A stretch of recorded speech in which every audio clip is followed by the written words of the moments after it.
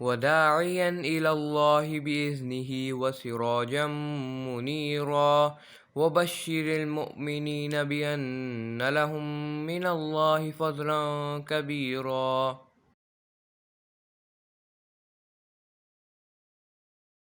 السلام علیکم ورحمۃ اللہ وبرکاتہ، نحمده ونصلی علی رسوله الکریم، اما بعد فاعوذ باللہ من الشیطان الرجیم، بسم اللہ الرحمن الرحیم، رب اشرح لی صدری ویسر لی امری واحلل عقدۃ من لسانی یفقهوا قولی، رب زدنی علما، اللہم فقہنا فی الدین، اللہم انی اسألک ایمانا لا یرتد ونعیما لا ینفد ومرافقت محمد صلی اللہ علیہ وسلم فی اعلی جنت الخلد، آمین یا رب العالمین۔ انشاءاللہ آج ہم شروع کریں گے باب بیع الرقیق، باب نمبر 109 ہے، حدیث نمبر 2229 ہے۔ غلام کی خرید و فروخت، یعنی غلام یا لونڈی جو اس زمانے میں ایک پورا باقاعدہ ادارہ ہوا کرتا تھا، اور یہ ایک پروڈکٹ کے طور پر یہ لوگ جو ہیں یہ بیچے اور خریدے جاتے تھے کچھ انسان۔ اور یہ غلامی جو ہے یہ اللہ تعالیٰ نے مختلف اقوام میں رکھی ہے، اور اس میں بہت زیادہ انسانیت کا استحصال بھی ہوا ہے، اور ان کو کسی صورت انسان ہونے کا تو کوئی حق دیا ہی نہیں جاتا تھا۔ اسلام نے آ کر اس انسٹیٹیوشن کو بہت موڈیفائی کیا، اس میں غلاموں کے، لونڈیوں کے باقاعدہ حقوق رکھے، اور پورے ایک ڈسپلن کے تحت اس ساری چیز کو لایا گیا، ٹھیک ہے۔ اور ختم اس لیے نہیں کیا گیا کیونکہ نمبر ایک، ارد گرد کے جو کافر قبائل تھے وہ اگر غلام بناتے تھے جنگوں میں فار ایگزامپل، تو اگر مسلمان غلام نہ بناتے تو پھر جنگی قیدیوں کی ٹریڈ بھی نہ ہو سکتی، اور کئی اور قباحتیں بھی آ سکتی تھیں۔ پھر اسی طرح سے یہ کہ جو لوگ نسل در نسل غلام رہے تھے، ان کا ایک ایشو یہ تھا کہ ان کو ایک آزاد زندگی گزارنا اور اپنے آپ کے لیے خود سفائس کرنا ان کو نہیں آ رہا تھا، ان کو یہ چیز مشکل لگتی تھی، وہ اپنے مالک پر ڈپینڈنٹ زندگی ہی گزار رہے تھے اور اسی کے وہ عادی تھے۔ تو ایک دم اگر ان سب کو معاشرے میں بالکل آزاد چھوڑ دیا جاتا تو ان کو اپنی سسٹیننس کے لیے بھی مشکل ہوتی، تو لہٰذا اسلام میں غلاموں کو آزاد کرنا طرح طرح کے کفاروں میں، اور کفاروں کے علاوہ بھی آپ دیکھیں کہ وہ جو پہلی بات سورہ البلد میں کہی گئی ہے کہ وما ادراک ما العقبہ فک رقبہ، کہ تم کیا جانو کہ وہ دشوار گھاٹی کیا ہے، وہ غلام کو آزاد کرنا ہے۔ اس طرح سے غلاموں کو عزت دی گئی، ان کی آزادی کو ایک بہت بڑی نیکی قرار دے کر۔ اور یہاں پر امام بخاری بہرحال جب تک کہ غلامی برقرار ہے اس وقت تک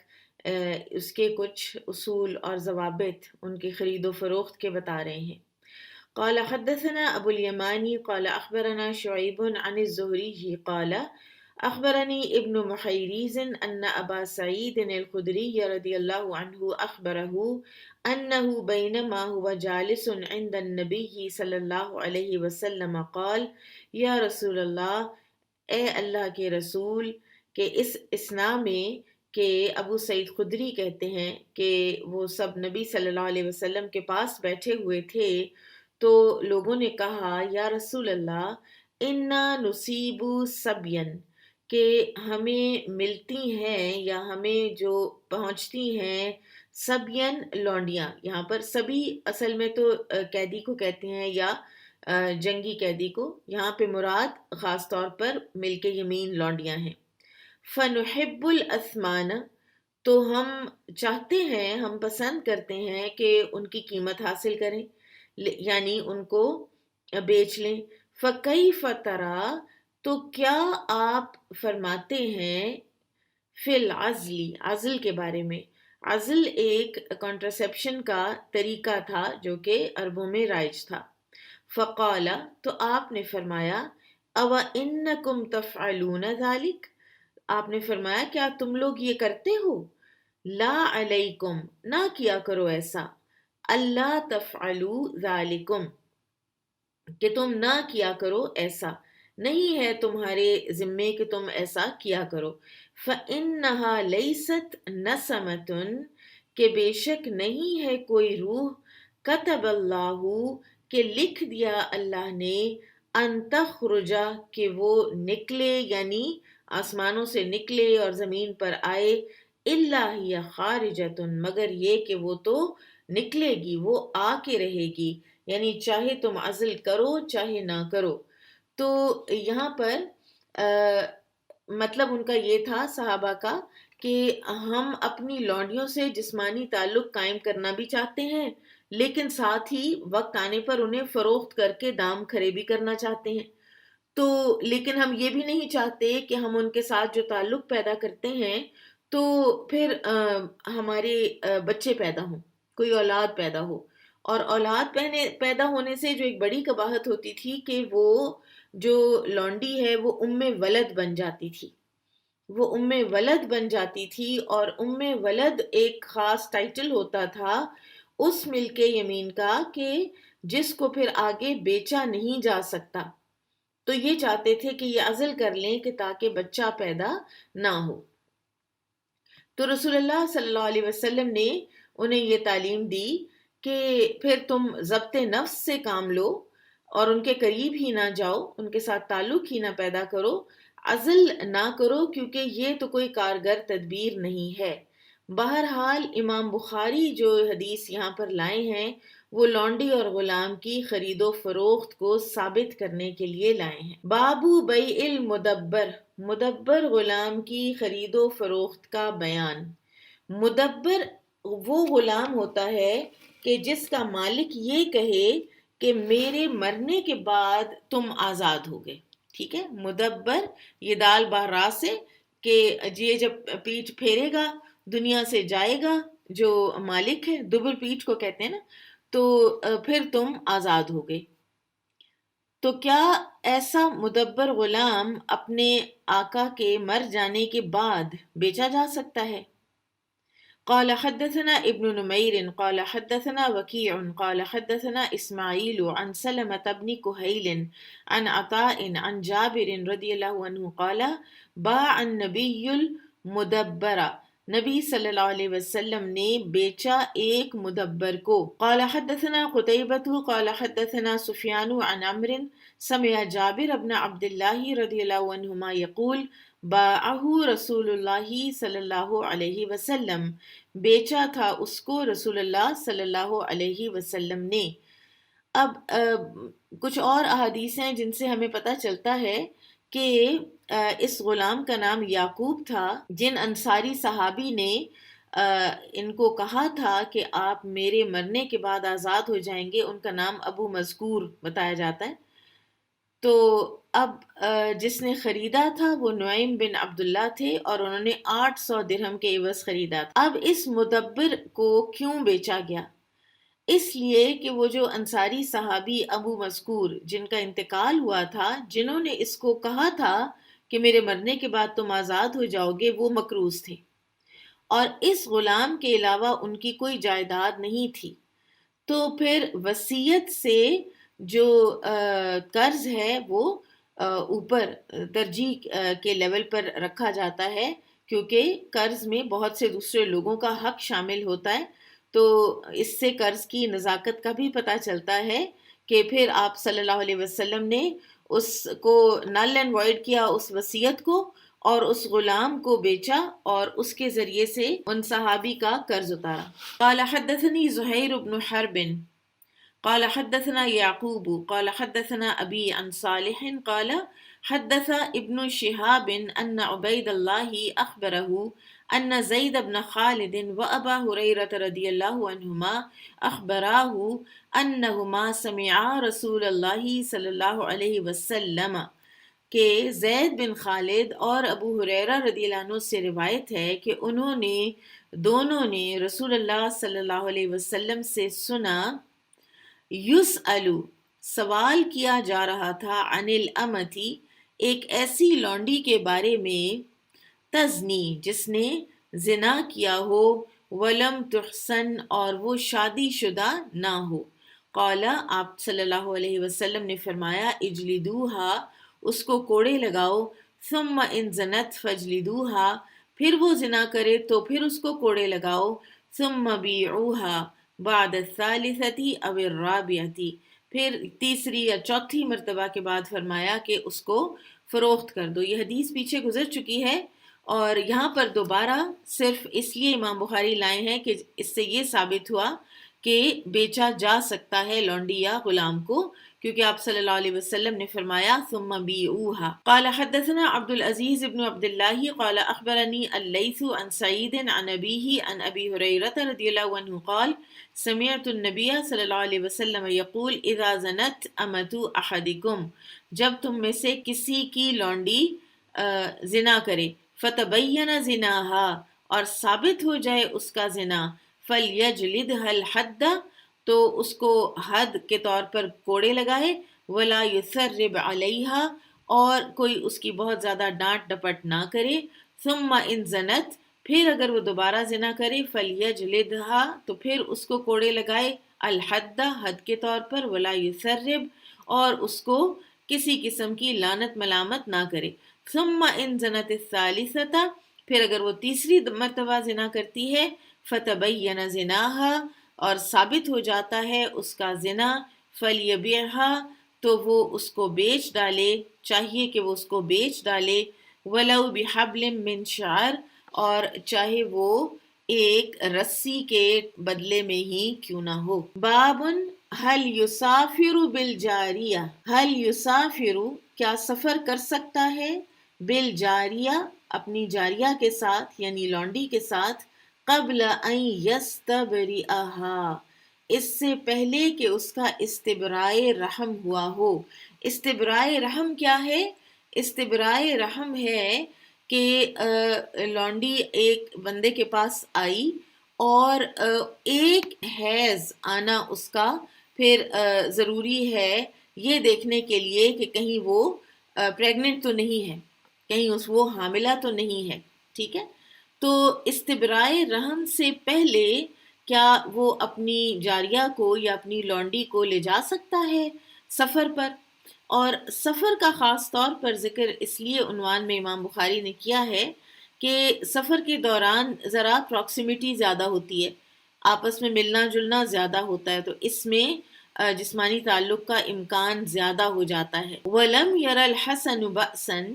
اور حسن البصری نہیں کوئی حرج سمجھتے، ان یقبلہا کہ وہ اس کو بوسہ دے یعنی استبرائے رحم سے پہلے، او یباشرہا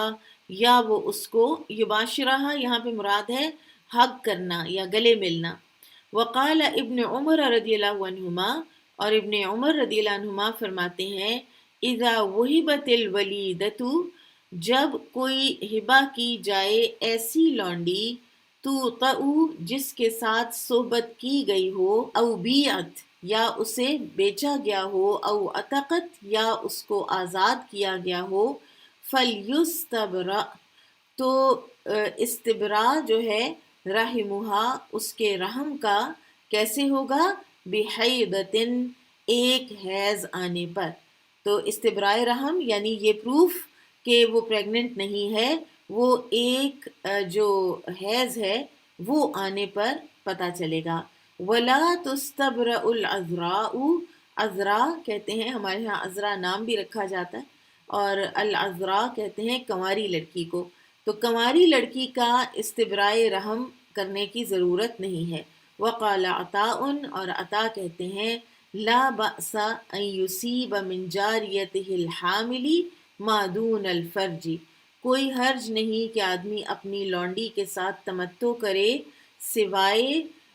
پورے سیکشول انٹرکورس کے۔ وقال اللہ تعالی اور اللہ تعالیٰ نے فرمایا الا علی ازواجہم او ما ملکت ایمانہم مگر اپنی بیویوں سے یا لونڈیوں سے۔ تو عطا بن ابی رباح کا جو کلام ہے اس میں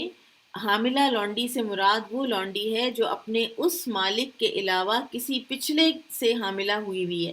کیونکہ اگر وہ اپنے مالک سے حاملہ ہے تو پھر تو اس میں اس کے جواز میں کوئی شک ہی نہیں ہے نا۔ بہرحال یہاں پر فروخت کے حوالے سے اور استبرائے رحم کا جو ایک پرنسپل ہے اس کے حوالے سے یہاں پر یہ حدیث امام بخاری لائے ہیں۔ قال حدثنا عبد الغفار بن داود قال حدثنا يعقوب بن عبد الرحمن عن عمرو بن أبي عمرو عن أنس بن مالك رضي الله عنه قال قدم النبي صلی اللہ علیہ وسلم خیبر، نبی صلی اللہ علیہ وسلم خیبر تشریف لے گئے۔ فلما فتح اللہ علیہ الحصن، اور جب اللہ تعالیٰ نے آپ کو خیبر کے قلعوں پر فتح عطا فرمائی، ذکر لہ جمال صفیہ بنت حیی بن اخطب، تو آپ کے پاس خوبصورتی کا ذکر کیا گیا صفیہ بنت حیی بن اخطب کی رضی اللہ عنہا، وقد قتل زوجہا، اور آپ کا جو شوہر تھا وہ قتل ہو چکا تھا، وکانت عروسن، اور وہ تھیں دلہن یعنی بالکل نیولی ویڈ تھیں، فاصطفاها رسول اللہ صلی اللہ علیہ وسلم، تو چن لیا ان کو رسول اللہ صلی اللہ علیہ وسلم نے لنفسہ اپنے لیے، فخرج بها، تو آپ نکلے ان کے ساتھ، حتی بلغنا سد الروحاء، یہاں تک کہ ہم سد روحا تک پہنچے، حلت، تو وہ حیض سے پاک ہو گئی، فبنا بها، تو آپ صلی اللہ علیہ وسلم نے ان کے ساتھ خلوت اختیار کی، ثم صنع حیثن، پھر پکایا یعنی پکایا گیا ایک حیث یعنی حلوہ، فی نطعن صغیرن، ایک چھوٹے سے دسترخوان پر ایک حلوہ پکا کے رکھ دیا گیا، اور یہ تھا ولیمہ۔ ثم قال رسول اللہ صلی اللہ علیہ وسلم، پھر فرمایا رسول اللہ صلی اللہ علیہ وسلم نے، آذن من حولک، ان لوگوں کو بلاؤ جو ارد گرد ہیں، فکانت تلک ولیمۃ رسول اللہ صلی اللہ علیہ وسلم علی صفیہ، تو یہ تھا ولیمہ رسول اللہ صلی اللہ علیہ وسلم کا صفیہ کے لیے رضی اللہ عنہا۔ ثم خرجنا الی المدینہ، پھر ہم نکلے مدینہ کی طرف، قال، تو وہ کہتے ہیں راوی، فرأیت رسول اللہ صلی اللہ علیہ وسلم، پس میں نے دیکھا رسول اللہ صلی اللہ علیہ وسلم کو،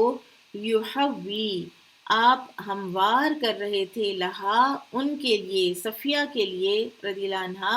وراءہ، اپنے پیچھے بھی، عباءۃ، اپنی عبا کے ساتھ، یعنی ان کے بیٹھنے کے لیے اپنی عبا پیچھے ہموار کر رہے تھے، ثم یجلس عند بعیرہ، پھر آپ اپنے اونٹ کے پاس بیٹھے، فیدع رکبتہ، پھر رکھا اپنا گھٹنا، فتدع صفیۃ رجلہا، تو رکھا صفیہ رضی اللہ عنہا نے اپنا پاؤں، علی رکبتہ، آپ کے گھٹنے پر، حتی ترکبہ، یہاں تک کہ وہ اونٹ پر سوار ہو گئیں۔ پیچھے ہم نے پڑھا تھا کہ پہلے دہیہ کلبی رضی اللہ عنہ ان کو اپنے ساتھ لے گئے تھے، اور پھر کسی نے آ کر کہا تھا کہ وہ ایک سردار کی بیٹی ہیں، اور اس وقت کے قانون کے مطابق سردار کی بیٹی جو ہے وہ سردار ہی کے حصے میں آتی تھی، تو آپ صلی اللہ علیہ وسلم نے 7 غلاموں کے عوض صفیہ رضی اللہ عنہ کو واپس لے لیا تھا، اللہ عالم۔ تو ان احادیث سے غلاموں اور لونڈیوں کی خرید و فروخت اور ان کا جو استبرائے رحم ہے اس کا پرنسپل بتایا گیا ہے۔ بابو بیع المیتۃ والاصنام، مردار اور بتوں کی خرید و فروخت کا بیان۔ قال حدثنا قتيبة قال حدثنا الليث عن يزيد بن أبي حبيب عن عطاء بن أبي رباح عن جابر بن عبد الله رضي الله عنهما أنه سمع رسول اللہ صلی اللہ علیہ وسلم، جابر بن عبداللہ رضی اللہ عنہ روایت کرتے ہیں کہ انہوں نے رسول اللہ صلی اللہ علیہ وسلم کو سنا، یقول، فرماتے ہوئے، وہو بمکہ عام الفتح، اور اس وقت آپ مکہ میں تھے اور فتح کا سال یعنی فتح مکہ کے موقع پر آپ نے یہ فرمایا،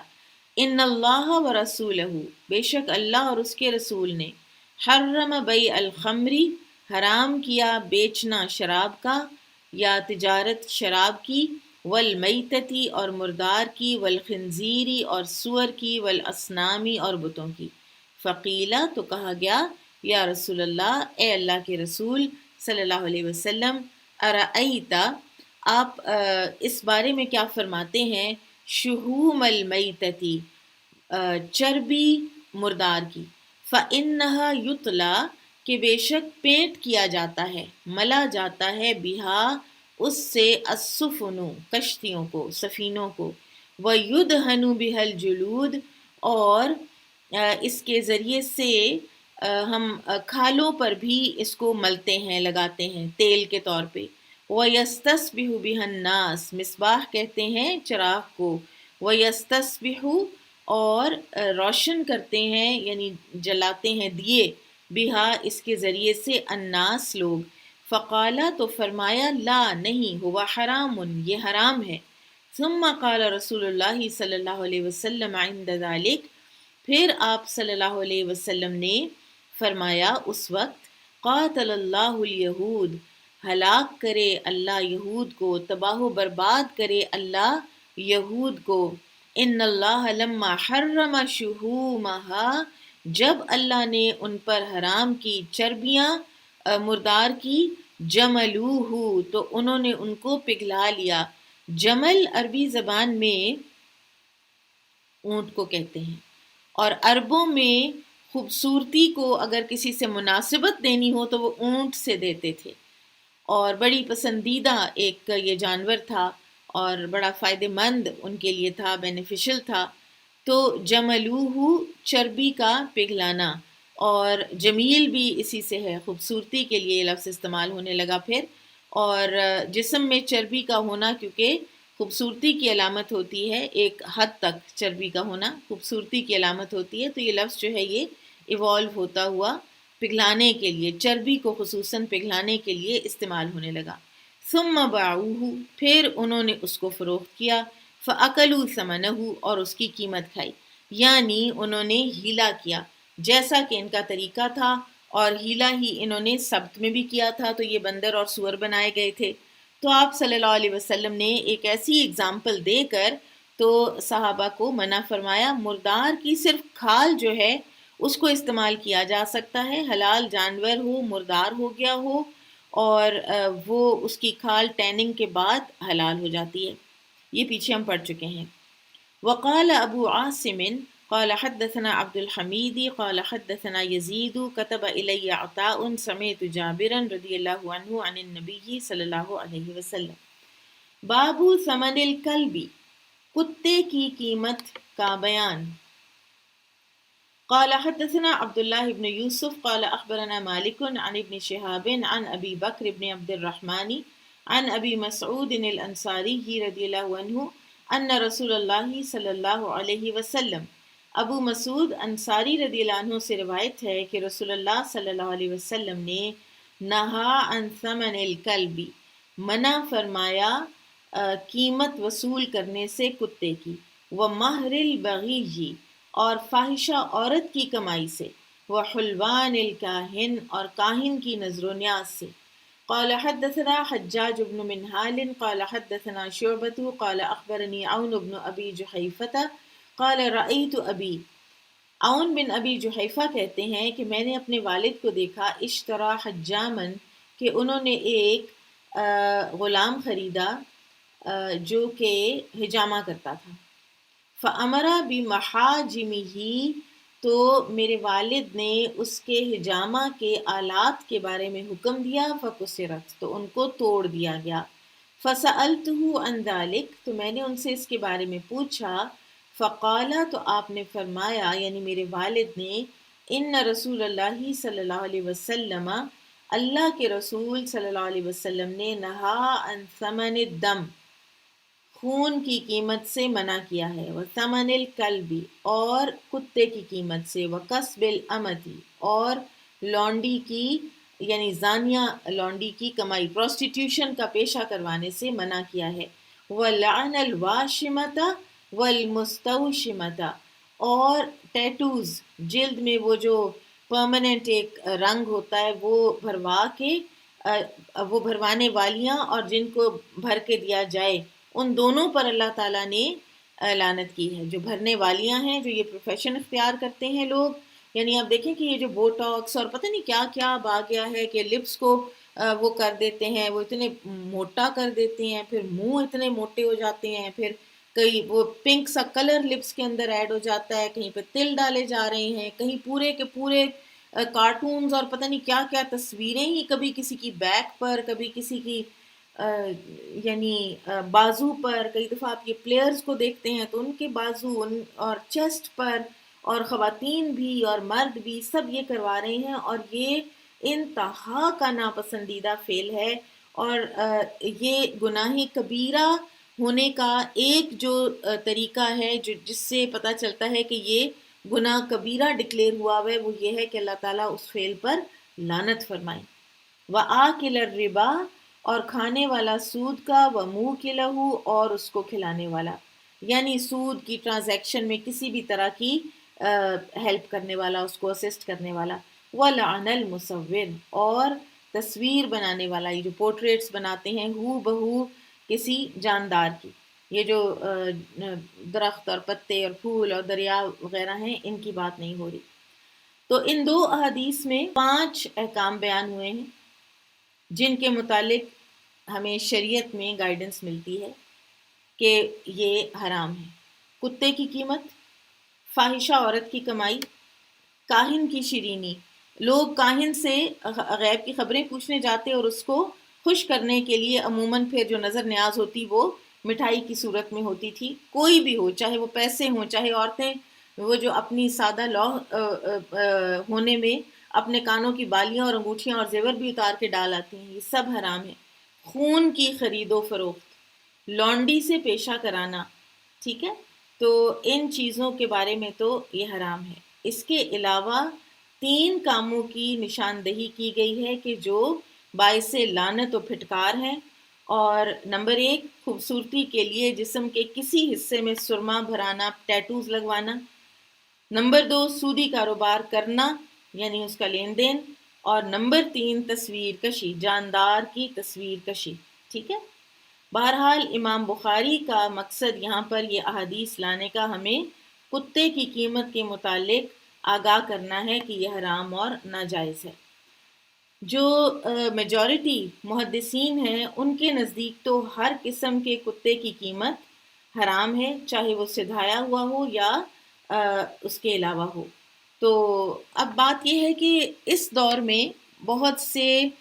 معاشرتی کام جو ہیں وہ کتوں سے لیے جاتے ہیں. جاسوسی، سراغ رسانی، اور یہ ڈرگز وغیرہ کو سونگھنے میں، اور اسی طرح سے یہ جو کوئی مجھے یاد ہے کہ ہم لوگ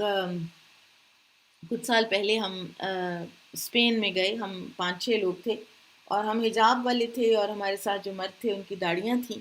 تو ہم کسی جگہ پہ گئے، وہ ان کا ایک اسٹیڈیم سا تھا وہ دیکھنے کے لیے. تو وہاں پہ ہم جا رہے تو ایک دم ان کا جو پہلے تو ہمیں دیکھ کے تھوڑے سے انہوں نے ہمیں غور سے دیکھا کچھ، لیکن پھر ہمیں جانے دیا، روکا نہیں. پھر اس کے بعد جب ہم اندر تھے تو ایک دم ہم نے دیکھا تو پیچھے سے ایک ان کا نا جو سیکیورٹی گارڈ ہے وہ اتنا ہیوج،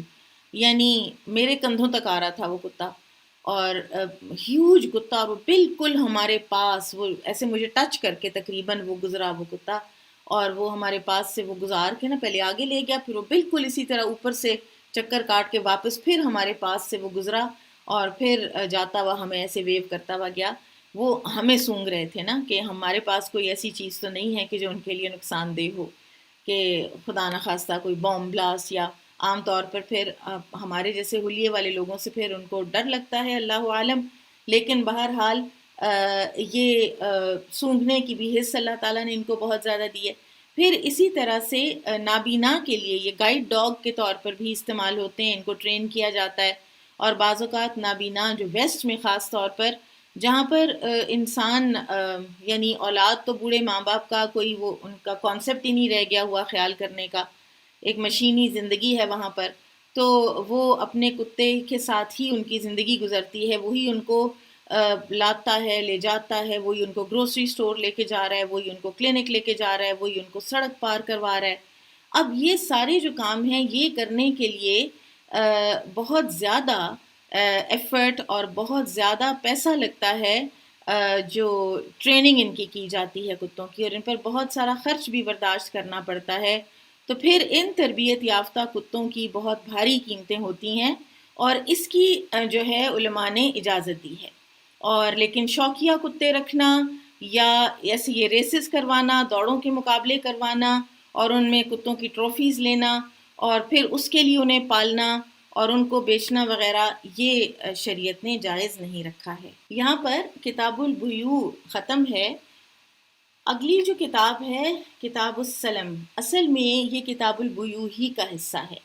لیکن امام بخاری نے اس کو جو الگ سے رکھا ہے تو وہ اس کی اہمیت کی خاطر، ٹھیک ہے۔ تو پہلے ہم بیع سلم پڑھ لیتے ہیں، پھر ہم انشاءاللہ کتاب البیوع کو وائنڈ اپ کریں گے۔ سلم کا لفظی اور معنوی جو معنی ہے وہ ہے پیشگی رقم ادا کرنا۔ یہ جو ہم اردو میں بھی استعمال کرتے ہیں نا، سودا سلف، تو یہ وہی لفظ ہے۔ سلف جو ہے وہ سلم ہی ہے، اور عراق والے جو ہیں وہ سلف کہتے ہیں، اور عربز جو ہیں اہل حجاز یہ سلم کہتے ہیں، معنی ایک ہی ہے، ٹھیک ہے۔ اب اسلام کا ایک قاعدہ ہے جو ہم پیچھے پڑھ آئے کہ جو چیز موجود نہیں ہے اس کو فروخت نہیں کیا جا سکتا، لیکن جو اکنامک ضروریات ہیں اور بعض مصلحتیں ہیں لوگوں کی سہولت کی، اس میں اس کو کچھ نہ کچھ اس کی شرائط رکھ کر اس کو ایڈوانس پیمنٹ دے کر اور اس چیز کو مارکیٹ سے خرید کر کسی کو لا دینے کو جائز قرار دیا گیا ہے، اور اس پر امت کا اجماع ہے۔ جواز کے لیے ظاہر ہے کہ چند شرائط رکھ دی گئی ہیں، اور آج کے دور میں تو بہت بڑی بڑی جو تجارتیں ہیں وہ بیع سلم ہی کی بنیاد پر ہوتی ہیں، اور انٹرنیشنل تجارتیں بھی یہی ایڈوانس پیمنٹ وغیرہ پر ہی ہوتی ہیں، ٹھیک ہے۔ پیمنٹس دو طرح کی ہیں نا، ایک تو یہ ہے کہ بلکہ تین طرح کی ہیں۔ ایک یہ ہے تجارتاً حاضرتاً تدیرونہا بینکم، کہ آپ نے پیسے دیے اور چیز لے لی، ٹھیک ہے، نقد بنقد آپ کی ساری تجارت ہو گئی، بات وہیں ختم ہو گئی۔ پھر دوسرا طریقہ یہ ہے کہ آپ نے چیز لے لی اور پیسے جو ہیں وہ آپ نے ڈیلیڈ پیمنٹ کی، ٹھیک ہے، اس کے بھی ہم نے پیچھے سارے اصول پڑھ لیے۔ تیسرا طریقہ یہ ہے کہ پیمنٹ آپ نے ایڈوانس کی اور چیز آپ نے بعد میں لی، تو اس کے اب ہم یہاں پر اصول و ضوابط پڑھیں گے، اور یہاں پر امام بخاری نے اس بیع کی جو اہمیت اور افادیت ہے اس کے پیش نظر اس کو کتاب البیوع سے الگ ایک کتاب السلم بنا کر پیش کیا ہے، ورنہ یہ ایک باب بھی بن سکتا تھا کتاب البیوع ہی کا، اور اس میں 31 احادیث ہیں کہ جو امام بخاری نے بیان کی، اور خاصی ریپیٹیشن ہے ان میں، لہٰذا ہم ان کے شرائط پڑھنے کے بعد ان کی ریڈنگ کریں گے انشاءاللہ۔ باب السلم فی کیل معلوم، سلم کرنا کیل معلوم، ایک معلوم ناپ میں۔ قال حدثني عمرو بن زرارة قال أخبرنا إسماعيل بن علية قال أخبرنا ابن أبي نجيح عن عبد الله بن كثير عن أبي المنهال عن ابن عباس رضي الله عنهما قال قدم رسول الله صلی اللہ علیہ وسلم المدینہ،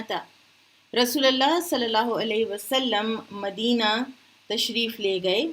والناس یسلفون، اور لوگ بیع سلم کیا کرتے تھے، فی الثمر پھل میں، العام والعامین ایک ایک سال کی یا دو دو سال کی،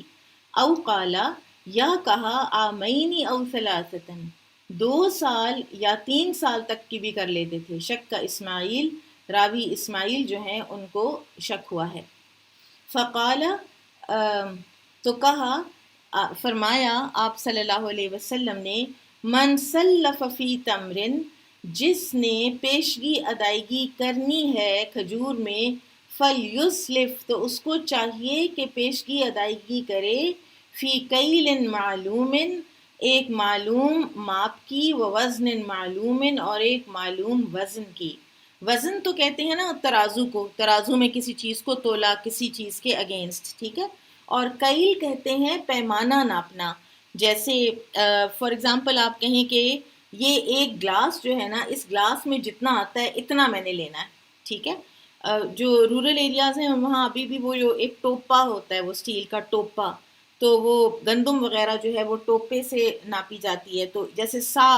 اور مد یہ پیمانے ہیں، ٹھیک ہے۔ تو کوئی نہ کوئی پیمانہ ضرور، یعنی ڈاکیومنٹیشن میں، رسید میں لکھا ہوا ہونا چاہیے کہ اگر آپ ایڈوانس پیمنٹ کر رہے ہیں تو آپ کو جو چیز چاہیے وہ کتنی چاہیے، ٹھیک ہے، اس کو کلیئر ہونا چاہیے۔ تو بیع سلم جو ہے اس کی شرائط، نمبر 1، ماپ یا تول یا گن کر دی جانے والی چیزوں میں جو ناپ والی ہے اس کا ناپ، جو وزن والی ہے اس کا وزن، جو تعداد والی ہے اس کی تعداد کا تعین کرنا ضروری ہے، ٹھیک ہے۔ نمبر 2، جو بھی چیز پیشگی قیمت کے عوض ادا کرنی ہے، یعنی آپ نے جو بھی سودا لینا ہے اس کی جنس بیان کی جائے گی۔ یہ نہیں ہوگا کہ یہ میں تمہیں 1000 روپے دے رہی ہوں، تم نے مجھے سودا لا دینا ہے۔ اب اس سودے میں کیا لا کے دینا ہے؟ گندم لانی ہے، جو لانی ہے، کھجور لانی ہے، انڈے لانے ہیں، ڈبل روٹی لانی ہے، نیمبو لانا ہے، کیا لے کر آنا ہے، ٹھیک ہے۔ پھر اسی طرح سے نوعیت اور اوصاف، یہ نمبر 3 ہے، تیسرا پوائنٹ ہے کہ نوعیت اور اوصاف بتانا بھی ضروری ہے۔ آپ کو انڈے فارمی چاہیے یا آپ کو دیسی چاہیے، ٹھیک ہے۔ آپ کو شہد چاہیے، چھوٹی مکھی والی چاہیے، بڑی مکھی والی چاہیے، آپ کو کون سی چیز چاہیے، ٹھیک ہے۔ گندم کی کتنی قسمیں ہوتی ہیں، ٹھیک ہے، دیسی ہوتی ہے، آرگینک ہوتی ہے، امریکن ہوتی ہے، اس میں بھی آگے سے پتہ نہیں کیا کیا ٹائپس ہوتی ہیں، ٹھیک ہے۔ یا کھجور ہے تو کھجور کی کتنی بے شمار قسمیں ہیں، تو ایگزیکٹ کتنی کون سی والی قسم آپ کو کتنی چاہیے یہ پہلے سے طے ہوا ہونا چاہیے ایڈوانس پیمنٹ میں۔ پھر اسی طرح سے ایڈوانس پیمنٹ کے بعد اب جس نے آپ کو سودا لا کر دینا ہے وہ کتنی مدت میں لا کر دے گا، اس کی تاریخ کا تعین بھی ضروری ہے کہ میں آپ کو فلاں دن تک یہ چیز دے دوں گا۔ آپ دیکھیں کہ ہمارے ہاں بعض اوقات فرنیچر یا اس طرح کوئی چیز بنوانی ہو تو وہ آپ کو ایک ڈیٹ تو دے دیتے ہیں، لیکن اس ڈیٹ سے پتہ نہیں کتنا پھر اوپر لے جاتے ہیں۔ اور یہ صرف فرنیچر نہیں، یا آپ کے ڈریس ڈیزائنر، آپ کی ہر ایون جیولر، ہر کوئی جو ہے وہ آپ کو تاریخ پہ تاریخ جو ہے وہ ڈالتا چلا جاتا ہے اور ایڈوانس پیمنٹ آپ کر چکے ہوتے ہیں۔ یہ انتہائی ایک ان ایتھیکل طریقہ ہے تجارت کرنے کا، ٹھیک ہے۔ پھر اسی طرح سے وضاحت اس بات کی بھی ہونی چاہیے اس وقت جب آپ ایڈوانس پیمنٹ کر رہے ہیں کہ چیز کس جگہ، کس مقام پر آپ کو ڈیلیور کی جائے گی، ٹھیک ہے۔ اور ان ساری شرائط کے بعد پھر آپ اپنا مال جو ہے ایڈوانس پیمنٹ کے تحت اس انسان کو دے سکتے ہیں۔ باب السلم فی وزن معلوم، سلم کرنا معلوم وزن میں۔ قال حدثنا صدقة قال أخبرنا ابن عيينة قال أخبرنا ابن أبي نجيح عن عبد الله بن كثير عن أبي المنهال عن ابن عباس رضي الله عنهما قال قدم النبي صلی اللہ علیہ وسلم، نبی صلی اللہ علیہ وسلم تشریف لے گئے المدینہ، مدینہ، وهم يسلفون بالثمر، اور مدینہ کے لوگ اس وقت ایڈوانس پیمنٹ پر کھجور کی تجارت کرتے، السنتین والثلاثہ، دو تین سال کے لیے۔ فقال، تو آپ نے فرمایا، من اسلف فی شیئن، جو کوئی بیع سلم کرے یعنی ایڈوانس پیمنٹ کرے کسی چیز کی، ففی کیل معلوم، تو معین ماپ میں ہونی چاہیے، ووزن معلوم، اور معلوم معین وزن ہونا چاہیے، الی اجل معلوم، اور ایک میعاد مقرر ہونی چاہیے کہ اتنے دن کے بعد تم میری چیز مجھے لا کر دو گے ضرور۔ قال حدثنا علی قال حدثنا سفیان قال حدثني ابن ابی نجیح وقال فلیسلف فی کیل معلوم الی اجل معلوم۔ ایک اور روایت میں، ایک اور ترک میں معین ماپ اور معین میعاد ٹھہرا کر بیع سلم کرنی چاہیے کے الفاظ موجود ہیں، ٹھیک ہے۔ اور اس کا مقصد کیا ہے کہ پھر کوئی جھگڑا پیدا نہیں ہوگا، اور اگر یہ ڈاکیومنٹیشن ہوئی بھی ہوگی تو کسی کے پارٹ پر خیانت ہے تو پھر مقدمہ بھی کیا جا سکتا ہے اور جرمانہ بھی لیا جا سکتا ہے۔ قال حدثنا قتيبة قال حدثنا سفيان عن ابن أبي نجيح عن عبد الله بن كثير عن أبي المنهال قال سمعت ابن عباس رضي الله عنهما يقول قدم النبي صلى الله عليه وسلم وقال في كيل معلوم ووزن معلوم إلى أجل معلوم۔ یہ ایک اور ترک ہے، معین ماپ، معین وزن اور معین مدت ٹھہرا کر بیع سلم کی جائے۔ قال حدثنا ابو الولید قال حدثنا شعبة عن ابن ابی المجالد حاء وقال حدثنا يحيى قال حدثنا وكيع عن شعبة عن محمد بن ابی المجالد قال حدثنا حفص بن عمر قال حدثنا شعبة قال اخبرني محمد او عبد الله بن ابی المجالد قال اختلف عبد الله بن شداد بن الهادي وابو بردة في السلف۔ یہ دو فریق ہیں، عبداللہ بن شداد اور ابو بردہ، اور یہ دونوں صحابی ہیں، ٹھیک ہے۔ ان دونوں کا آپس میں اختلاف ہوا ہے بیع سلم میں، ایڈوانس پیمنٹ میں۔ فبعثونی الی ابن ابی اوفا رضی اللہ عنہما، تو ان دونوں نے مجھے پھر بھیجا ابن ابی اوفا کے پاس، ٹھیک ہے۔ یہ عبداللہ بن ابو مجالد کہہ رہے ہیں کہ مجھے بھیجا انہوں نے ابن ابی اوفا کے پاس۔ فسألتہ، تو میں نے ان سے سوال کیا، فقالا، تو انہوں نے کہا، انا کننا نسلف علی عہد رسول اللہ صلی اللہ علیہ وسلم، کہ ہم سلف کیا کرتے تھے، بیع سلم کیا کرتے تھے نبی صلی اللہ علیہ وسلم کے زمانے میں، و ابی بکر و عمر، اور ابو بکر اور عمر کی دور خلافت میں بھی، رضی اللہ عنہما، فی الحنطتی، گندم میں، والشعیری، اور جو میں، والزبیبی، اور منقع میں، والتمری، اور کھجور میں، وسألت ابن ابزہ، اور پھر میں نے پوچھا ابن ابزہ سے، فقال مثل ذلك، تو انہوں نے بھی یہی کہا۔ ابن حجر عسقلانی رحمہ اللہ نے لکھا ہے کہ اس امر پر امت کا اجماع ہے کہ بیع سلم میں جن چیزوں کا ماپ اور وزن ہوتا ہے، یعنی وہ ماپ اور وزن کے قابل ہوتی ہیں، تو ان کا ماپ اور وزن مقرر ہونا ضروری ہے۔ جو چیزیں صرف تعداد سے تعلق رکھتی ہیں، ان کی تعداد کا مقرر ہونا ضروری ہے، اور دوسرے اوصاف کا ذکر کرنا بھی ضروری ہے۔ آپ ایک فرنیچر آرڈر کرتے ہیں تو آپ بتاتے ہیں نا کہ مجھے فلاں وڈ چاہیے، مجھے اوک وڈ چاہیے، مجھے ٹیک چاہیے، مجھے فلاں چاہیے، ٹھیک ہے۔ اور اسی طرح سے پھر آپ کہتے ہیں کہ اس کے اوپر پالش جو ہے یا جو رنگ ہے وہ فلاں رنگ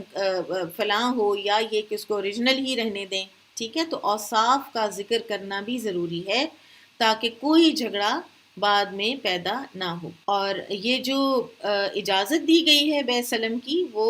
اکنامک ایکٹیویٹی کو بڑھانے کے لیے، کیونکہ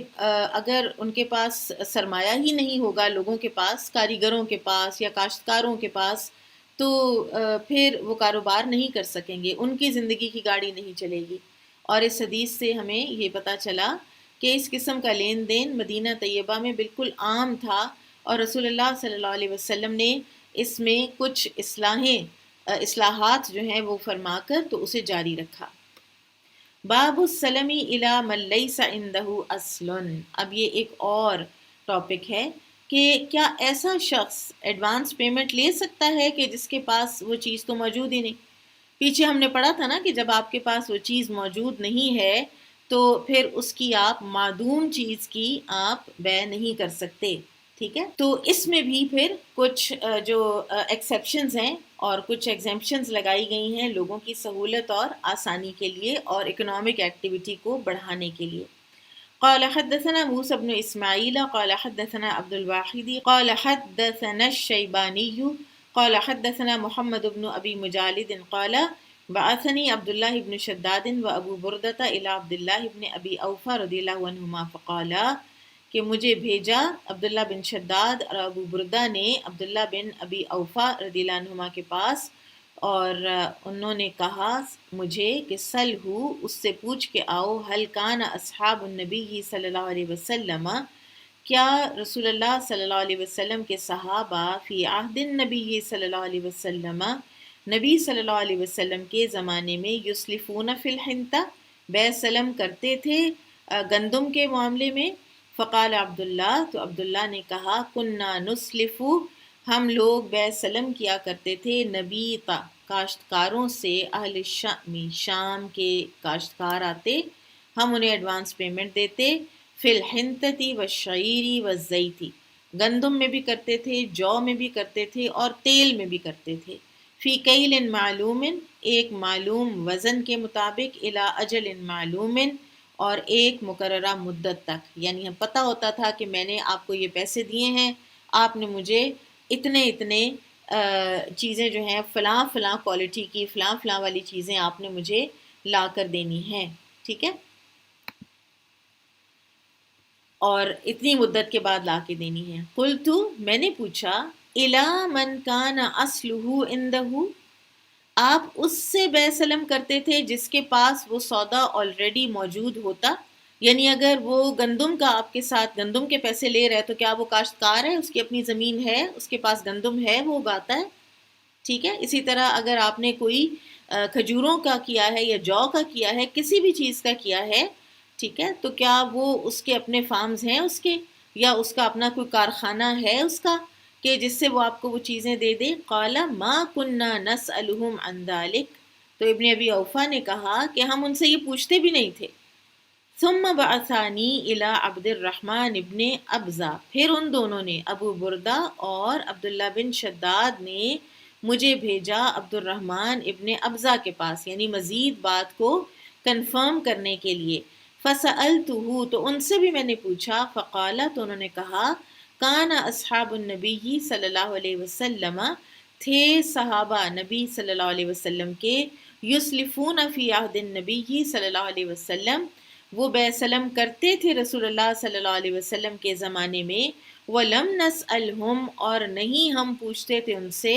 أَلَهُمْ حَرْثٌ أَمْ لَا، تمہارے پاس اپنی کھیتی ہے بھی یا نہیں؟ قال حدثنا اسحاق قال حدثنا خالد بن عبد الله عن الشيباني عن محمد بن ابي مجالد بهذا وقال فنسلفهم في الحنطة والشعير۔ محمد بن ابو مجالد کی ایک اور روایت کے الفاظ ہیں کہ ہم گندم اور جو میں بیع سلم کیا کرتے تھے۔ وقال، اور فرمایا، عبداللہ ابن الولید عن سفیان قال حدثنا الشیبانی وقال والزیت، ایک اور روایت میں تیل کا بھی ذکر ہے۔ قال حدثنا قتیبۃ قال حدثنا جریر عن الشیبانی وقال فی الحنطة والشعیر والزبیب، کہ ہم کرتے تھے گندم میں اور جو میں اور منقع میں۔ اب اس میں ایک بڑی انٹرسٹنگ بات ہے کہ یہ جو دو صحابہ بھیج رہے ہیں ایک اور صحابی کے پاس پوچھنے کے لیے، یہ بھی تو صحابہ ہیں، ان کو کیوں نہیں پتا؟ تو اس سے یہ پتہ چلتا ہے کہ بعض صحابہ کوئی لیٹ ایمان لائے، یا کوئی جو ہیں وہ پاس نہیں ہوتے تھے جب یہ بات کہی جا رہی ہوتی تھی، تو اس وجہ سے صحابہ نے بعد میں بھی جو یہ ایک علم کا طریقہ ہے اس کو جاری رکھا، اور علم کو پھیلانے کا اور ایک دوسرے سے پوچھنے کا، جو ایک کوئی ریلیونٹ جو صحابی ہوتے تھے ان سے پوچھنے کا کہ ہمیں اگر نہیں پتا تو ہم کسی اور سے پوچھیں۔ تو یہی وجہ ہے کہ جو احادیث رسول صلی اللہ علیہ وسلم ہے وہ انتہائی اوتھینٹسٹی کے ساتھ ہم تک پہنچی ہیں، کہ آئندہ جو نسلیں تھیں نبی صلی اللہ علیہ وسلم کے بعد جو قرون تھے، انہوں نے بہت محنت کے ساتھ اور اپنی ذات کو بالکل بالائے طاق رکھ کے، کسی کو کبھی یہ خیال نہیں آیا کہ وہ کہیں گے اس کو اتنا بھی نہیں پتا، یہ بھی تو صحابی ہے، یہ بھی تو ادھر ہی ہوتے تھے، ان کو کیوں نہیں پتا؟ تو اپنی جب انا آڑے نہیں آتی تو پھر انسان علم سیکھتا بھی ہے اور علم کی بہت خدمت بھی کرتا ہے۔ سو لہٰذا اگر کسی نے انڈوں کا کاروبار شروع کیا کہ میں آپ کو انڈے پرووائڈ کروں گا اور آپ مجھے ایڈوانس پیمنٹ کر دیا کریں، فار ایگزامپل کوئی کسی بیکری کے ساتھ معاملہ کرتا ہے، اب کیا ضروری ہے کہ انڈے پرووائڈ کرنے والے کا اپنا ایک پولٹری فارم ہو؟ ٹھیک ہے، تو یہ ضروری نہیں ہے، وہ جائے گا، وہ خود خریدے گا اور وہ لا کر دے گا، ٹھیک ہے، وہ ایڈوانس پیمنٹ لے سکتا ہے۔ قال حدثنا آدم قال حدثنا شعبۃ قال اخبرنا عمرو قال سمعت ابا البختری الطائي قال سألت ابن عباس رضی اللہ عنہما عن السلم فی النخل،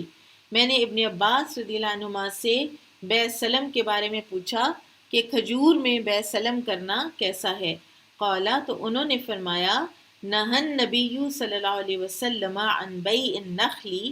کہ نبی صلی اللہ علیہ وسلم نے کھجور کی بیع سے منع فرمایا، حتی یؤکل منہ، یہاں تک کہ اس سے کھایا جا سکے، یعنی وہ کھانے کے قابل ہو جائے، وحتی یوزن، اور یہاں تک کہ وہ وزن کے لائق ہو جائے۔ فقال رجل، تو آدمی نے پوچھا، ما یوزن، وزن کس چیز کا کیا جائے گا؟ فقال له رجل الى جانبه، تو پاس جو ایک شخص بیٹھا تھا اس نے کہا، حتی یحرز، یہاں تک کہ وہ اندازے کے لائق ہو جائے۔ وقال معاذ قال حدثنا شعبۃ عن عمرو قال ابو البختری سمعت ابن عباس رضی اللہ عنہما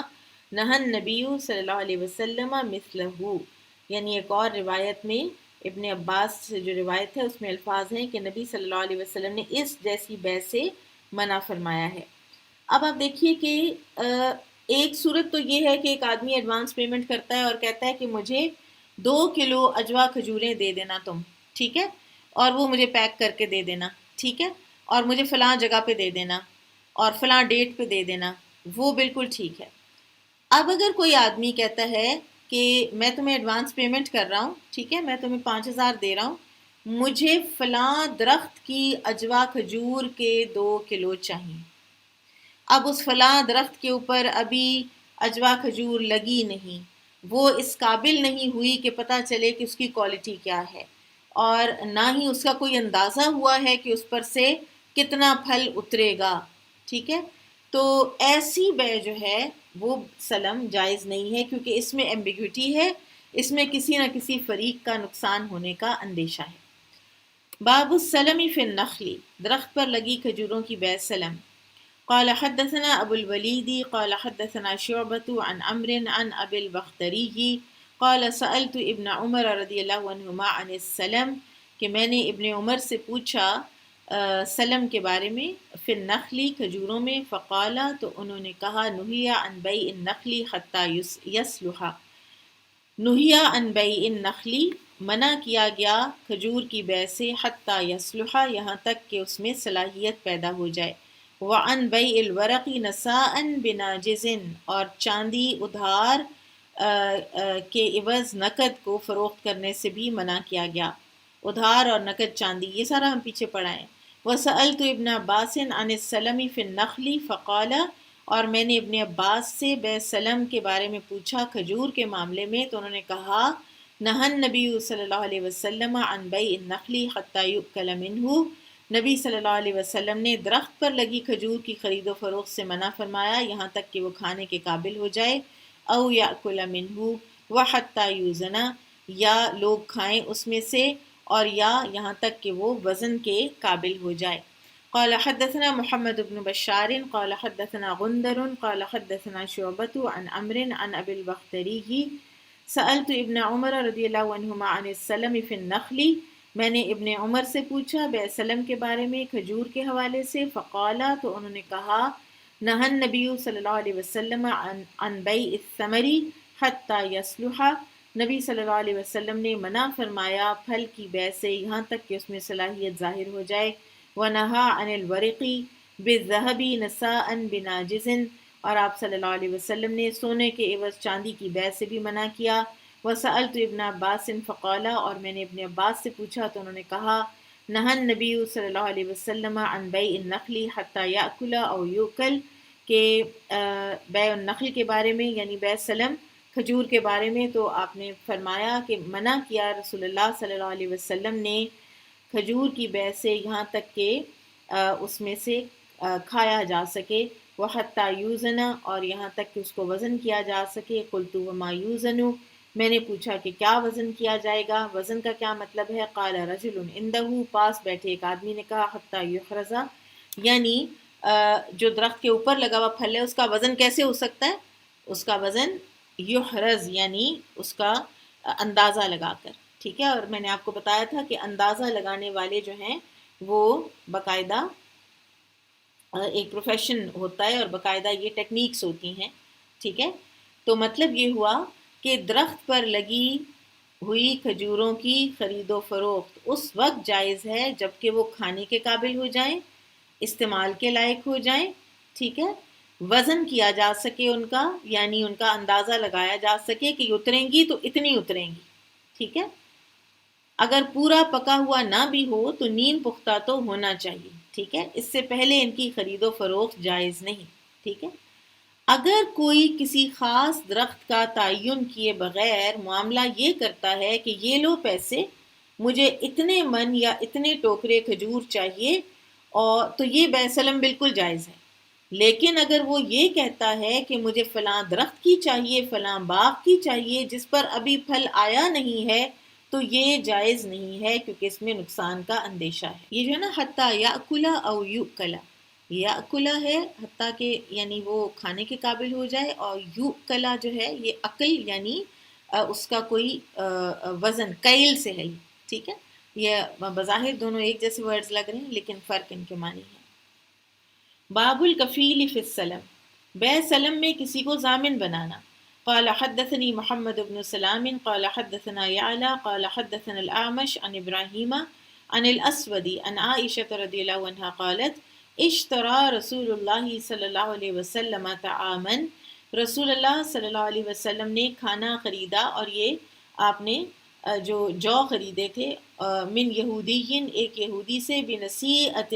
ادھار، ورہنہ درعا لہ من حدید، اور اپنی لوہے کی زرہ گروی رکھی تھی۔ اب وہ زرہ کیا ہے؟ زرہ جو ہے وہ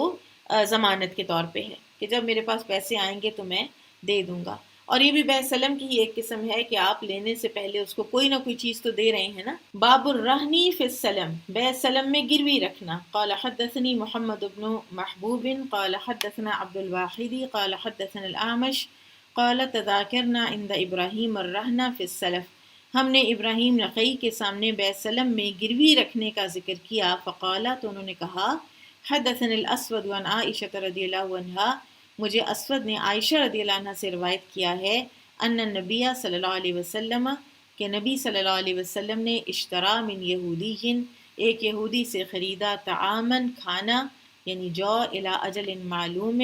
ایک معلوم مدت تک کے لیے، ورتہن منہ درعا من حدید، اور آپ نے رہن رکھی تھی اس کے بدلے میں اپنی زرہ جو کہ لوہے کی تھی۔ یعنی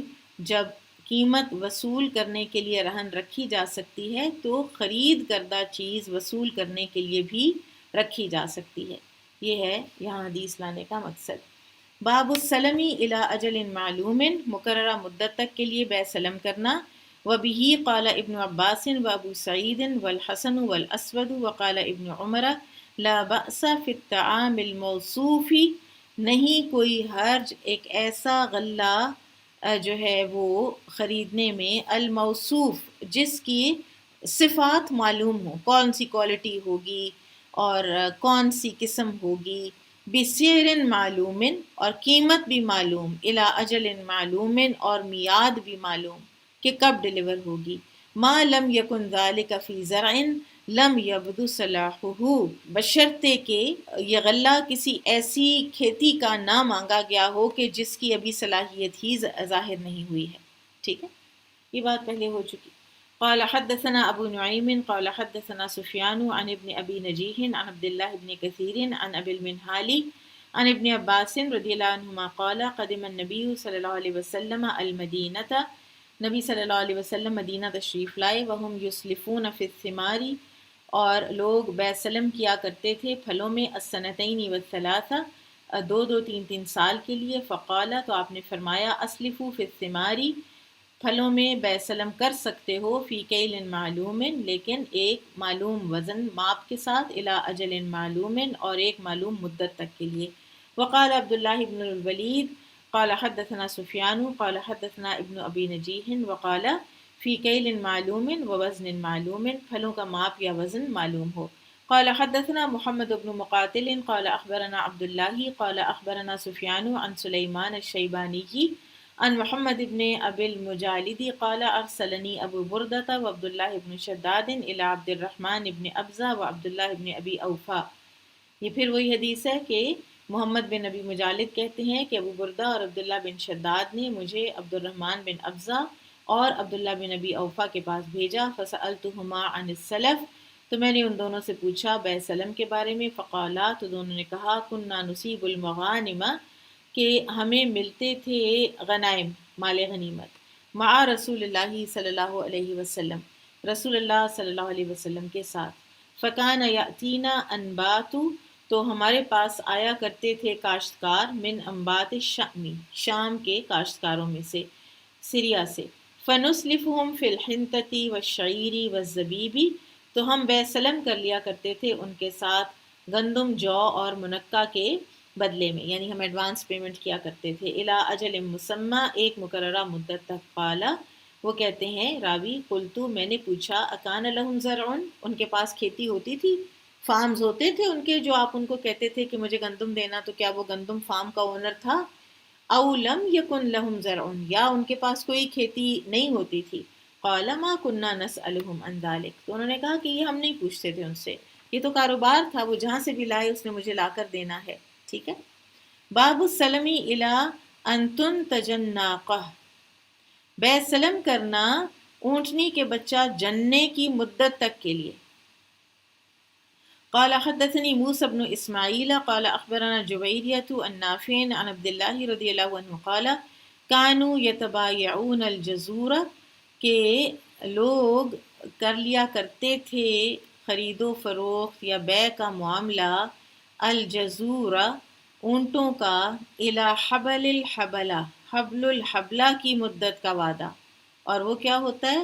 کہ جب بچہ پیدا ہوگا پھر اس پیدا ہونے والے کا آگے بچہ پیدا ہوگا تو کتنی ایک ویگ سی مدت ہے نا، بچہ پیدا ہو ہی نہ یا مردہ پیدا ہو جائے، میل پیدا ہو تو اس کی اور قیمت ہوگی، فیمیل پیدا ہو تو اس کی اور قیمت ہوگی، تو آپ ابھی سے کیسے اس کی ڈیل کر سکتے ہیں. فنہن نبی صلی اللہ علیہ وسلم عنہ، تو نبی صلی اللہ علیہ وسلم نے اسے منع فرما دیا. فسرہ نافع الی ان تنتج الناقۃ ما فی بطنہا، تو حبل الحبلہ کی جو تفسیر ہے وہ نافع نے یہ کی ہے کہ اونٹنی بچہ جنے جو اس کے پیٹ میں ہے. اور یہ دور جاہلیت کی بیع سلم کی ایک بڑی عجیب سی صورت رائج تھی کہ جب کسی کو پتہ چلتا کہ فلاں آدمی کے پاس ایک اعلیٰ نسل کی اونٹنی ہے تو وہ اس کے مالک سے یہ معاملہ طے کر لیتا کہ اونٹنی جب حاملہ ہو تو اس کے بچے کا میں خریدار ہوں گا، اور وہ پہلے سے اس کی قیمت ادا کر دیتا. اور اگر مالک کہتا کہ اس بچے کا سودا ہو چکا ہے تو وہ اس سے اگلی نسل کا سودا کرنے کو بھی تیار ہو جاتا. تو رسول اللہ صلی اللہ علیہ وسلم نے اس طرح کی خرید و فروخت سے منع فرمایا، کیونکہ یہ تو ایک بہت ہی رسکی سی بات ہے نا. ٹھیک ہے، پتہ نہیں اونٹنی کیا جنتی ہے یا نہیں، مردہ یا زندہ، میل یا فیمیل. ٹھیک ہے، تو لہٰذا اس سے آپ صلی اللہ علیہ وسلم نے منع فرما دیا. اور یہ ساری جو بات ہے یہ پیچھے ہو بھی چکی ہے حبل الحبلہ کے تحت. تو الحمدللہ کتاب البیوع آج ہماری ختم ہوئی. کچھ چیزیں جو اسلامک فائنینس کے حوالے سے ہمیں ذہن میں رکھنی چاہیے. آپ دیکھیں کہ ہم نے جو جتنا بھی پڑھا اس میں ہم نے یہ پڑھا کہ اسلامک فائنینس جو ہے وہ بیسکلی ایک تو اکنامک ایکٹیویٹی کو انکریج کرتا ہے، سرکولیشن آف ویلتھ کو انکریج کرتا ہے. سرکولیشن آف ویلتھ کے علاوہ پھر یہ بھی کہ اسلامک فائنینس غریب کی اپلفٹ کرتا ہے. کسی بھی فریق کے استحصال کا کہیں پر بھی اندیشہ ہو تو وہاں پر کچھ نہ کچھ قید و بند لگا دیتا ہے، کچھ ایسے پرنسپلز بنا دیتا ہے کہ جہاں پر کسی کا استحصال نہ ہو. پھر آپ دیکھیے کہ جیسے بیع عرایا تھی، یا اسی طرح کے جو دیہات سے لوگ آتے ہیں شہروں میں چیزیں بیچنے، ان کے لوگ جو استحصال کیا کرتے تھے ان کو مارکیٹ میں پہنچنے سے پہلے ان کی چیزیں خرید لیتے تھے، ان کو مارکیٹ ویلیو کا پتہ ہی نہیں چلتا تھا، وہ سادہ لو دیہاتی ہوتے تھے. تو اس ساری چیز کو اسلام نے کتنا بار بار ہم نے پڑھا کتاب البیوع میں کہ اسلام نے اس کو ایڈریس کیا ہے. اب جب ہم اکنامکس پڑھتے ہیں تو ہم عموماً پھر ہم ویسٹرن فائنینس پڑھ رہے ہوتے ہیں، جہاں پر سرکولیشن آف ویلتھ جو ہے اس کو کرٹیل کر دیا ہے سودی نظام نے. وہاں امیر امیر تر اور غریب غریب تر ہوتا چلا جا رہا ہے. پھر اسی طرح سے وہاں پر یہ نہیں ہے کہ آپ کو کچھ کاروبار کرنے سے کوئی ثواب بھی ملے گا، اور پھر یہ ہے کہ آپ کس چیز کا کر سکتے ہیں کس کا نہیں کر سکتے. وہاں تو صرف یہ ہے کہ آپ اگر آج کل کتوں کی تجارت یا شراب کی تجارت یا بتوں کی تجارت وہ ایسی اگر اسٹیچوز کی اور اسکلپچرز کی وہ اتنی لوکریٹو ہے تو پھر تو آپ کو کرنی ہے. اگر کسی بچے کے ہاتھ میں یہ صلاحیت ہے کہ وہ بڑے ہو بہو پورٹریٹس بناتا ہے اور اس کے لاکھوں کے بکتے ہیں تو وہ تو اس کو کرنا ہے، لیکن اسلام اس کو نہیں کرنے دیتا. ٹھیک ہے، تو اسلام کھلی چھٹی نہیں دے رہا. ٹھیک ہے، تو لہٰذا اسلامک فائنینس اور ویسٹرن فائنینس میں بڑا فرق ہے. اس میں ایک تحریر ہے جو میں آپ کو پڑھ کے سنانا چاہتی ہوں. یہ کیمبرج اسلامک کالج کے ڈاکٹر محمد اکرم ندوی ہیں اور بہت ایک محنت کرنے والے اسکالر ہیں ماشاءاللہ. تو ان کی اسلامک فائنینس پر میں آپ کو تحریر پڑھ کے سنا دیتی ہوں. وہ کہتے ہیں اسلامک بینکنگ کے متعلق ایک رد و قد کے دوران میں نے عرض کیا کہ موجودہ اسلامک بینکنگ صرف اسلامی سود ہے، چند حضرات نے اس جملے کی معنویت کو سمجھا۔ ان میں سے ایک نے اسلامک فائنینس کے موضوع پر انگریزی میں تحریر کیے گئے میرے ایک مضمون کا مطالعہ بھی کیا۔ اس سے خوشی ہوئی کہ کچھ لوگ حقائق کو سمجھنا چاہتے ہیں۔ اس طرح کہ طالبان حق کا تعاون کرنا ایک علمی فریضہ ہے۔ پھر انہوں نے اپنے ایک اسٹوڈنٹ کا ذکر کیا کہ انہوں نے مجھے خط لکھا کہ میں تفصیل سے اس معاملے پر لکھوں، کیونکہ یہ وقت کا ایک اہم مسئلہ ہے اور اس میں آراء کا بہت تضاد ہے، جس کی وجہ سے مسلمان کنفیوژن کا شکار ہیں۔ تو وہ کہتے ہیں کہ ان کے توجہ دلانے سے اسلامک فائنینس پر ایک متوازن کتاب لکھنے کا ارادہ تو رکھتا ہوں، اللہ کرے کہ مجھے اس کی فرصت اور توفیق ہو جائے۔ بہرحال وہ کہتے ہیں کہ کتاب تو لکھی جائے یا نہ، تو میں کچھ چیزیں جو ہیں وہ آپ کے کرتا ہوں گوش گزار۔ وہ کہتے ہیں کہ فائنینس جو معاشیات کا ایک جز ہے اور ہر قوم اسے اسی حیثیت سے جانتی ہے، اور ہر یونیورسٹی میں اس کی تعلیم اسی حیثیت سے ہوتی ہے۔ اگر آپ اسلامک فائنینس پر تحقیق کرنا چاہتے ہیں تو آپ اس سوال سے آغاز کریں کہ اسلامک فائنینس کس معاشیات کا حصہ ہے۔ اگر اسلامک فائنینس مشرق اور مغرب کے کسی غیر اسلامی معاشی نظام کا حصہ ہے تو پھر وہ اسلامی کیسے ہو سکتا ہے؟ ابھی تک کوئی اسلامی معاشی نظام وجود میں نہیں آیا۔ مشرق وسطیٰ میں پیٹرو ڈالر نے کچھ لوگوں کو اسلامک بینکنگ کی طرف متوجہ کیا، اور انہوں نے کسی معاشی نظام کے قیام کے بغیر اسلامک فائنینس قائم کر دیا، اور جب تک یہ صورتحال رہے گی کہ اسلامک فائنینس اسلام کے معارض اور دشمن معاشی نظاموں کا غلام رہے گا، اس طرح کے کسی فائنینس کو اسلامی کہنا صرف دھوکہ ہے۔ پھر وہ کہتے ہیں کہ مغرب کا موجودہ معاشی نظام سرمایہ داروں کے مفادات کا پاسبان ہے، جبکہ اسلام میں ترجیح فقراء کے حقوق و مفادات کی ہے۔ فقہ اسلامی کے بہت سے مباحث صرف غریبوں کی رعایت میں وجود میں آئے ہیں۔ آپ کو یہ تحقیق کرنا ہوگی کہ موجودہ اسلامک فائنینس سرمایہ داروں کے مفاد کو ترجیح دیتا ہے یا غریبوں کے مفاد کو۔ کیا پاکستان اور بنگلہ دیش کے کسی غریب علاقے میں بھی کوئی اسلامک بینک موجود ہے؟ تیسری بات، مغرب کا معاشی نظام انسانوں کے لیے ہے۔ مسلمان بالعموم یہ سوچتے ہیں کہ چونکہ ہم انسان ہیں اس لیے ہمارا بھی یہی نظام ہے، ہم بھی اس سے مستفید ہو سکتے ہیں، اور ہم انسانی علوم کی اصطلاح سے دھوکہ کھا جاتے ہیں۔ یاد رکھیں کہ مغرب میں انسان کا مفہوم الگ ہے، اور وہ کتنا الگ ہے جتنا بکری اور خنزیر کا مفہوم الگ ہے۔ جتنا فرق ایک بکری اور خنزیر میں ہے اتنا ہی فرق ایک مسلمان اور مغرب کے انسان میں ہے۔ پھر انہوں نے اس کی مثال دی ہے کہ کیسے یہ دونوں فرق ہیں۔ وہ کہتے ہیں کہ اگر پہاڑی میں ایک پتھر ہو تو وہ اسے کسی گھر، مسجد، مندر، شراب خانہ یا کسی اور عمارت میں لگا سکتا ہے نا، اور وہ پتھر کسی بھی جگہ فٹ ہو سکتا ہے۔ اس کے برعکس اگر پتھر کوئی مورتی ہو تو اسے کوئی مسلمان تو اپنے گھر میں نہیں رکھے گا، اور اسے مسجد میں رکھنے کا تو کبھی سوچ بھی نہیں سکتا۔ اب دونوں میں فرق یہ ہے کہ پہاڑی سے نکالا گیا پتھر صرف ایک پتھر ہے،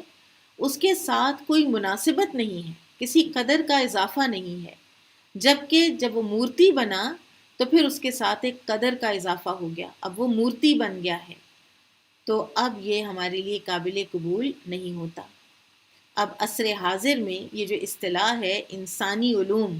جس میں ہی اکنامکس اور فائنینس وغیرہ جو ہیں یہ شامل ہیں اور یہ معاشیات کا حصہ ہے، تو سوال یہ ہے کہ انسانی علوم کے ساتھ کوئی قدر وابستہ ہے یا نہیں؟ تو اس کا جواب دو حصوں پر مشتمل ہے، ایک یہ کہ انسان کیا ہے اور دوسرے یہ کہ معاشیات کیا ہے۔ اب مغرب اور مسلمان، ان میں جو فرق ہیں، ٹھیک ہے، مثلا مغرب میں انسان ایک اتفاق کا نتیجہ ہے، اس کا کوئی خالق اور رب نہیں ہے، اور ایک مسلمان جو ہے وہ دیکھتا ہے کہ قرآن میں انسان اللہ تعالیٰ کے ارادے، علم اور قدرت سے وجود میں آیا ہے۔ مغرب میں انسان خود مختار ہے، جبکہ قرآن میں انسان اللہ کا مملوک اور محکوم ہے۔ مغرب کے نزدیک ساری سوچیں، افکار، اعمال، یہ سب انسان کی مرضی سے طے ہوتے ہیں،